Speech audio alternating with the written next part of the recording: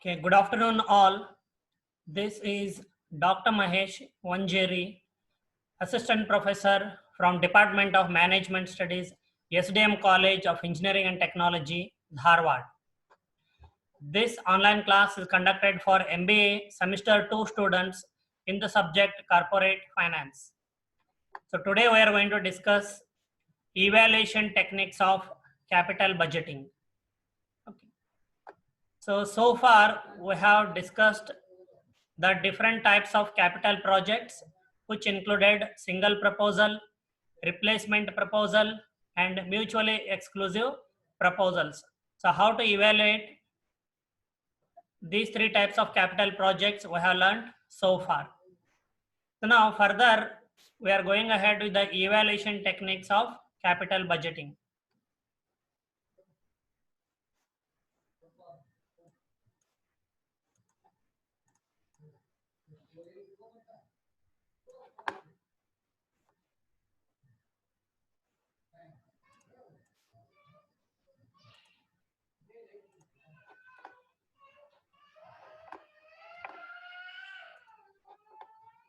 Okay. So the capital budgeting evaluation techniques are broadly classified into two categories. One, traditional, and the second type, the time adjusted. So the basic difference between these two types of evaluation techniques is in traditional techniques do not take into account the concept of time value of money. Whereas in case of time adjusted techniques, they consider the concept of time value of money. So we'll go ahead with the traditional techniques. So there are two types basically. One is average rate of return, which is also called as accounting rate of return and denoted by ARR. The second type of traditional technique is a payback period. Okay, and by incorporating the concept of time value of money, the payback period can overcome the shortcoming and it is converted into discounted payback period. Time adjusted techniques, which consider the concept of time value of money, are also called as discounted cash flow techniques.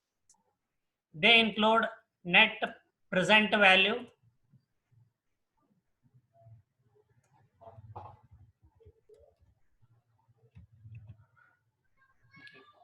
so time adjusted techniques include net present value denoted by NPV, internal rate of return IRR, and profitability index. So we'll make a beginning with the traditional techniques.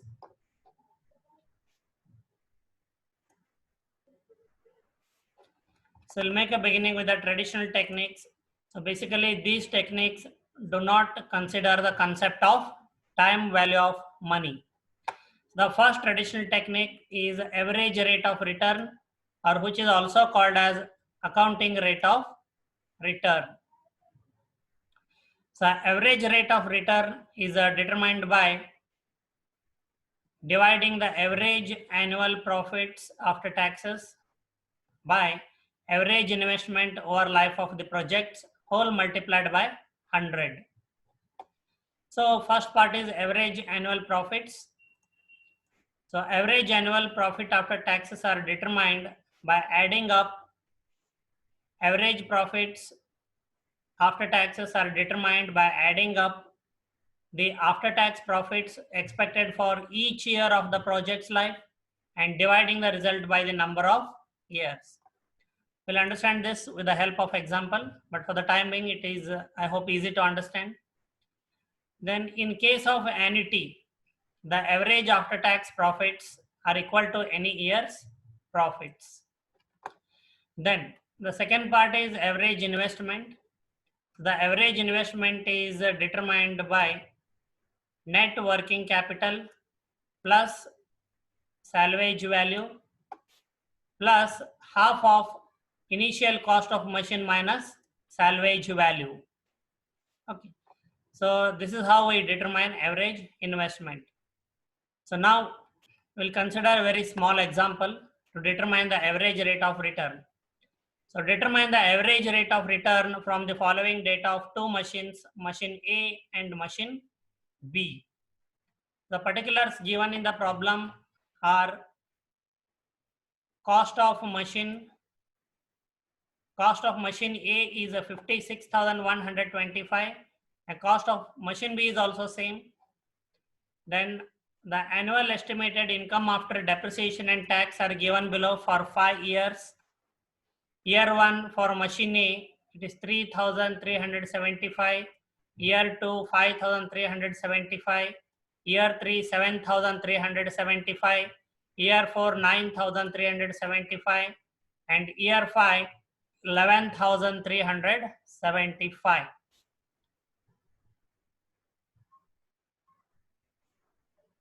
Okay.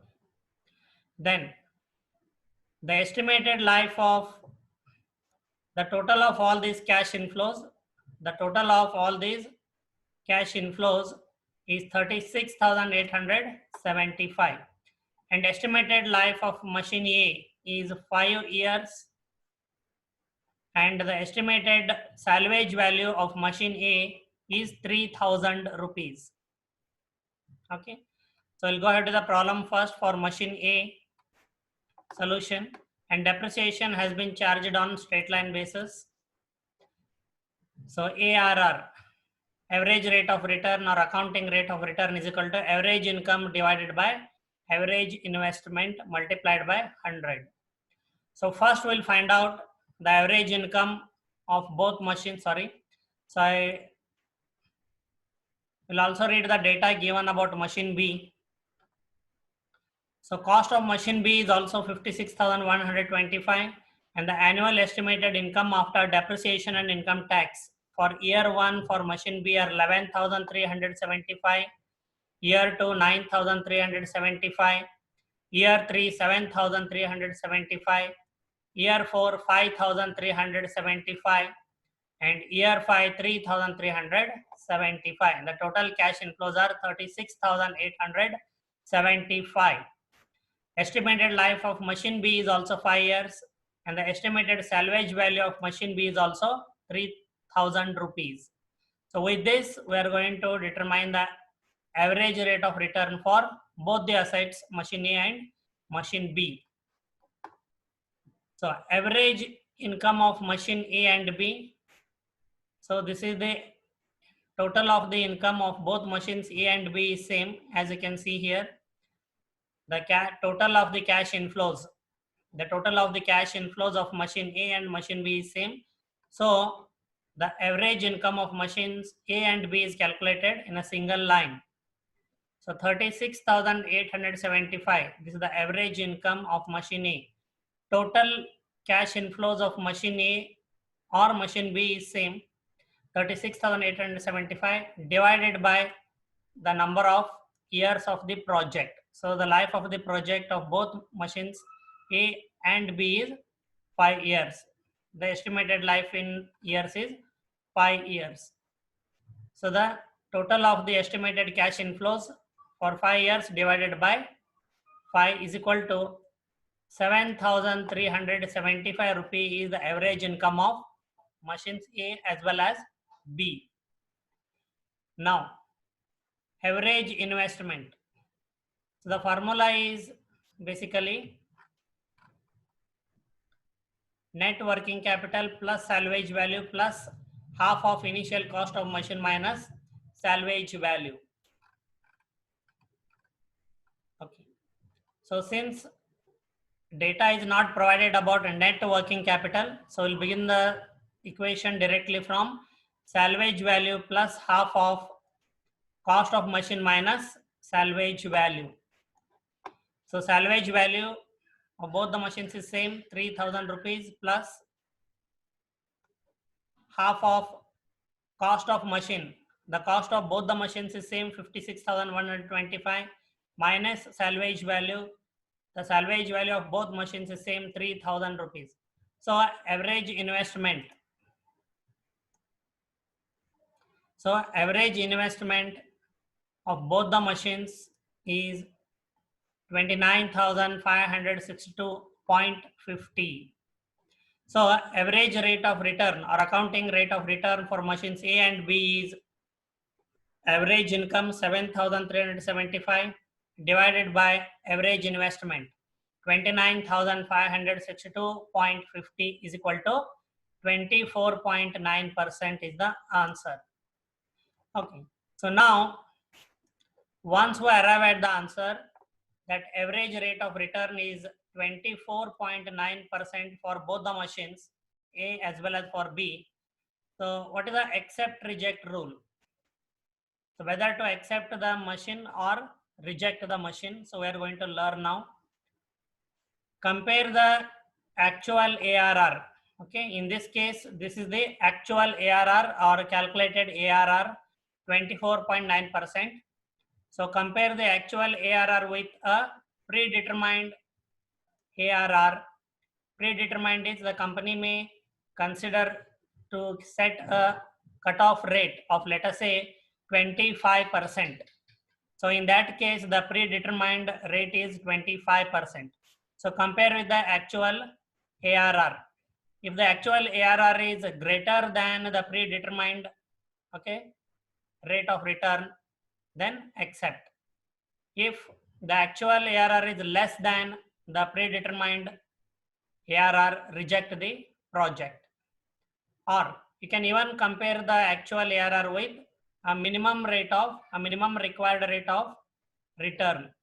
So minimum required rate of return can be cost of capital. So accept the project if actual ARR is greater than, if the actual ARR is greater than minimum required rate of return.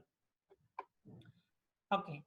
And in case of alternative projects, if there are more than one project, ranking methods can be used in case of alternative proposals. So accept the project with the highest ARR. If there are many projects, the company can rank the projects from highest ARR to lowest ARR and accept the project with the highest accounting rate of return.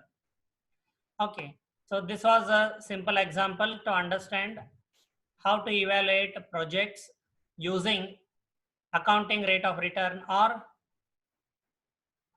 average rate of return. So I'm going to unmute you all.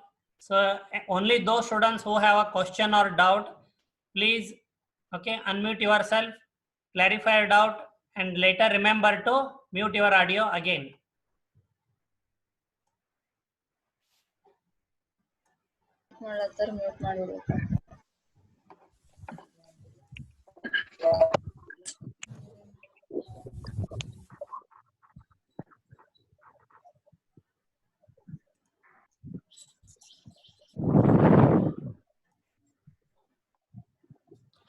Okay, any questions, any doubts from anybody?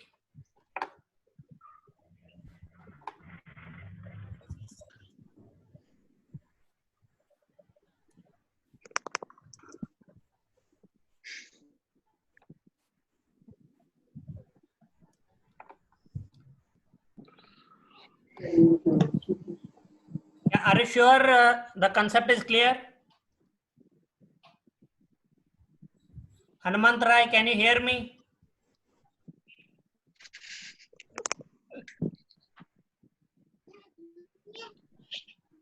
Karthik, can you hear me?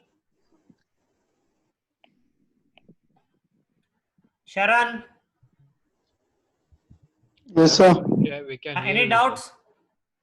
No, No, sir. sir. Okay, so then I'll go ahead with the second technique.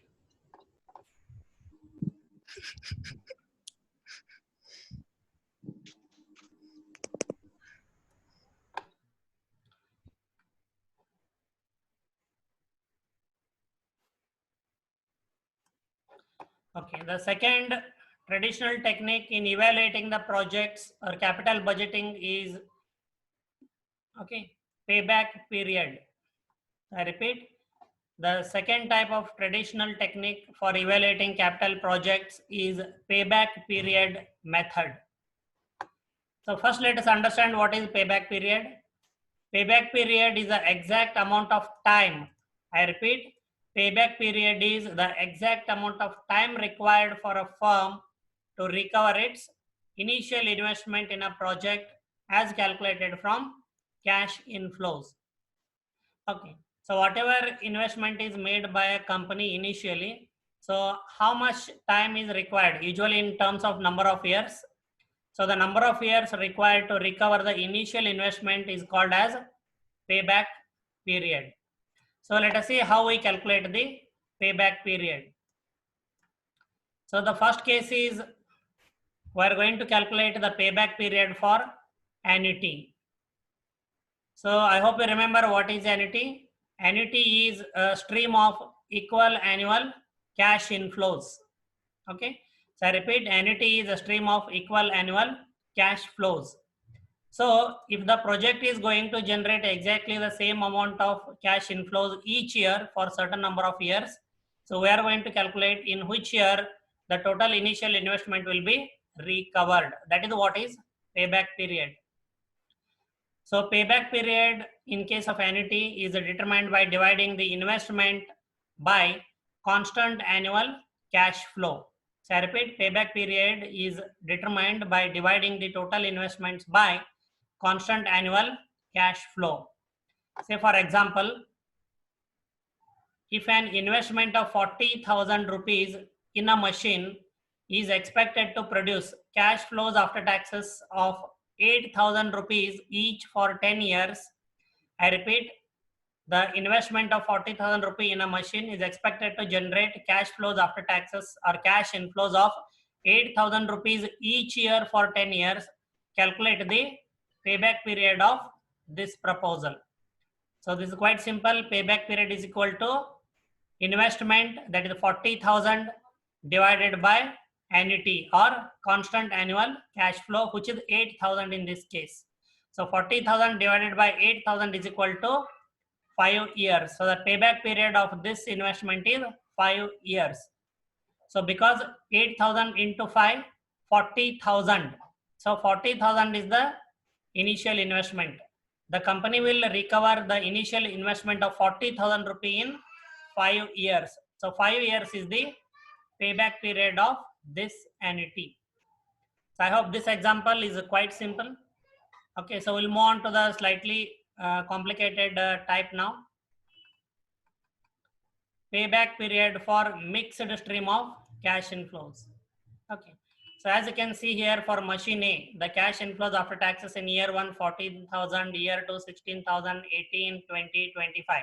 So each year the amount of cash inflow is different. So in such a case, so how to calculate payback period? So we are going to learn now payback period for mixed stream of cash inflows. So I hope you understood the meaning of mixed stream of cash inflows. So in such a situation, payback period is calculated by accumulating cash flows till the time when cumulative cash flows become equal to the original investment outlay. So I repeat, in such a situation where there are mixed stream of cash inflows, payback period is calculated by accumulating cash flows till the time when cumulative cash flows become equal to the original investment outlay. The meaning of this will be explained immediately in the following example. So please pay attention. So calculate payback period for example in 9.6. Okay, this is the previous example itself. So in the textbook, this is how they have continued the same example. But here the cash inflows after taxes are changed. Okay, but cost of machine is going to remain same, which is 56,125. Then estimated life of machine A and machine B is going to remain same, 5 years. Then estimated salvage value is also going to remain same, 3,000 rupees each. So the cash inflows only are changed. So the cash inflows or cash flows after taxes for machine A in the year 1 are 14,000 rupees, year 2 16,000 rupees, year 3 18,000 rupees, year 4 20,000 rupees, and year 5 25,000 rupees. All other data remain same. Only the cash flow amounts are changed here. For machine B, the cash inflows are 22,000 for year 1, 20,000 for year 2, 18,000 for year 3, 16,000 for year 4, and 17,000 for year 5. So the cash flows in after taxes in year 5 include 3,000 rupee salvage value. Now, so when I said in case of annuity, payback period is calculated by cumulating cash flows till the time when cumulative cash flows become equal to the original investment outlay. So we'll learn what does that mean. So we'll consider machine A first. So we are going to cumulate the cash flows after taxes. How? So for year 1, it is 14,000. So we are going to keep as it is 14,000. So for second year, we are going to add year 1 plus year 2 cash flows after taxes. So 14,000 plus 16,000 is 30,000. Then 30,000 plus 18,000 is 48,000.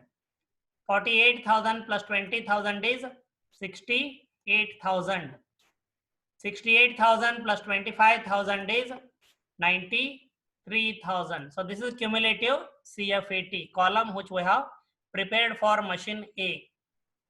Now same way we are going to prepare cumulative column for machine B as well. So year 1 the amount is going to remain same, 22,000. So year 2 22,000 plus 20,000, 42,000. Year 3 40,000 plus 18,000, sorry 42,000 plus 18,000, 60,000. Year 4 60,000 plus 16,000, 76,000. Year 5 76,000 plus 17,000, 93,000. So now we have prepared the cumulative CFAT for machine B as well. So let us see how payback period is calculated for machines A and machine B. So for machine A, okay, the payback period, the initial investment of 56,125 rupees. Okay, so I said the data is taken from the previous example itself. The cost of machine is going to remain 56,125. So the initial investment of 56,125 okay, on machine A will be recovered between years 3 and 4. Okay, so the initial investment of 56,125 rupees on machine A will be recovered between 3rd and 4th year. So what you can see here, 48,000 rupees. It is slightly less than 56,125, and next 68,000 is lesser, sorry, and lesser than 56,125. So the initial investment of 56,125 rupee will be recovered between years 3 and year 4. So that is what I have marked here with a A. Then the sum of 48,000 is recovered by the end of 3rd year. So out of 56,125 rupees, 48,000 will be recovered in the year 3. Okay, and the balance of 8,125 means 56,125 minus 48,000. So the balance of 8,125 rupee will be recovered in year 4. Okay, so after understanding this, we need to find out the CFAT in year 4. Okay, so the CFAT in year 4 for machine A is 20,000 rupees.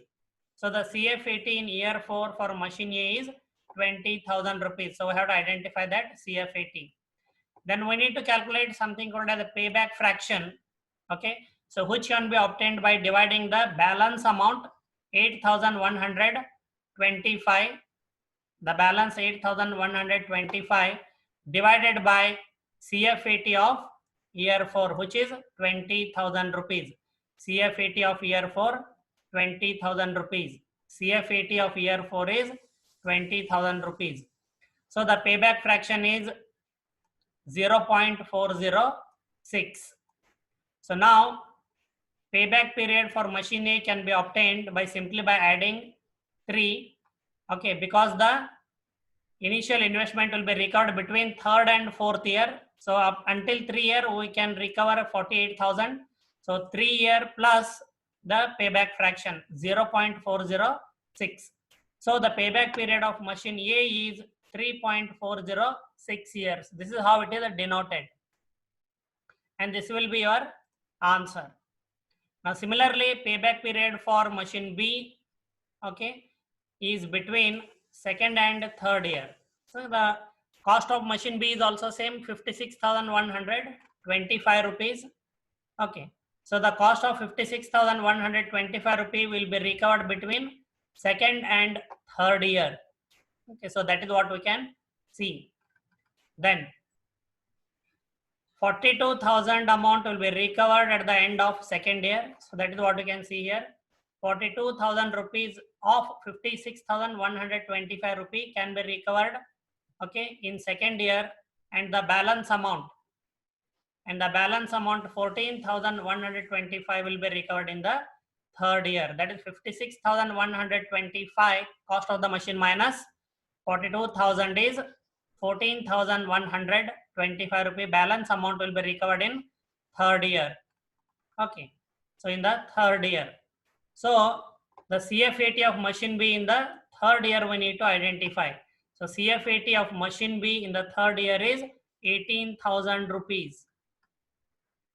So CFAT of machine B in year 3 is 18,000 rupees. So this is used to obtain the payback fraction. The payback fraction, the balance amount to be recovered in third year is 14,125 divided by 18,000 CFAT in year 3. So we get the payback fraction as 0.785. Okay. Then the payback period for machine B is, okay, up to 42,000 will be recovered, okay, in year 2. So 2 years plus the payback fraction 0.785 is equal to the payback period of machine B is 2.785 years. So once we determine the payback period, let us see how to accept or reject the proposals. The accept reject rule. Compare the actual payback period with the predetermined payback period. Okay, let us say for example, the company has set a predetermined payback period as 4 years. So if the initial investment is going to be recovered by the end of 4 years, accept the project. If not, if it exceeds like 5 years, 6 years, reject the project. And if the actual payback period is less than the predetermined payback period, the project should be accepted. Say for example, if the predetermined period is 6 years, okay, and the actual payback period is 5 years, it means the actual payback period is less than the predetermined payback period, hence the project should be accepted. In case of multiple projects, okay, or mutual projects, they can be ranked according to the length of payback period from shortest to longest. So project with the shortest payback period should be selected. So therefore in our example, machine B should be purchased as its payback period is lesser than machine A. We can check here the payback period of machine B. The duration within which the company is going to recover its initial investment is 2.785 years, which is lesser than machine A, 3.406 years. Okay. So I'm going to unmute you all again at this point in time. So if you have any doubts, you can ask me. We still have 3 minutes of time.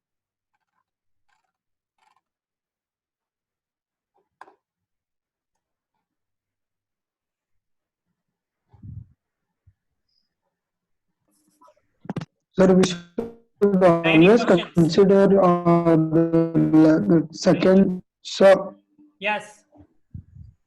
So, like as you told in this machine A payback period, Machine where third and where it is third and fourth year, no sir? Yeah, see the cost of the machine is 56,125, of which 48,000 will be recovered till the end of third year. The balance of 8,125 will be recovered in fourth year. Okay. So that only like CF80 should be considered of the next year, no sir? Yes, yes. While calculating The this year in one. which the balance is going to be recovered, CF80 of that year has to be considered. Because what we are calculating is the fraction or balance. Okay. Okay, next doubt. Any other question?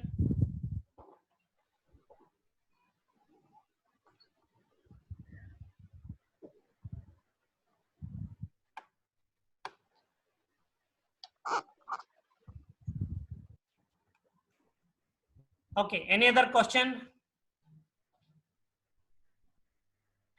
So are you sure it was easy to understand? Can I have some responses? Yes, sir. Yes, sir. Okay, so then the coming to an end. Yes, sir. After 10 minutes, I will Yes, sir. start the new session. Immediately log in within 5 minutes. Okay. Okay, sir.